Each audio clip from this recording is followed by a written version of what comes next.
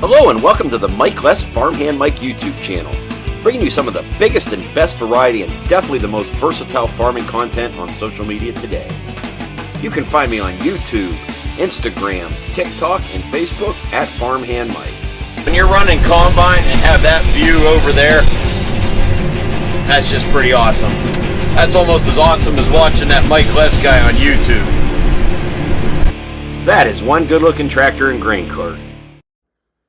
Hey everyone, in this video I am out in a field near Wakarusa, Indiana with a farm that is just getting started chopping corn silage for the 2022 season. Now this is one of those great video opportunities where I come out here to film, but I also got to run one of the tractors.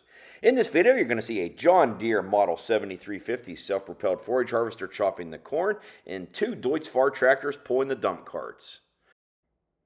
First up is a Deutz Fahr 8280 tractor pulling a K2 tandem axle dump wagon.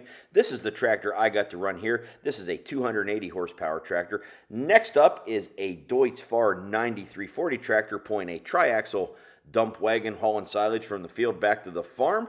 These are the largest two tractors in the Deutz Fahr lineup at 280 and 340 horsepower. One of these days I'll have to do a video with the Deutz Fahr tractor and go through all the controls in the cab, show you how everything works and so forth. That will be coming up when I get time. Who knows, you may even see one of these tractors on a black J&M grain cart in the very near future. The field they're chopping here was a custom job they were doing before they start chopping for their dairy farm. So not a lot of corn to chop here, just enough to get everything started, make sure everything's working good. They're hauling it over to a silage pile you'll see in the background there. And on that silage pile is a John Deere 9230 articulated four-wheel drive tractor with a Degelman blade pushing and packing the corn silage.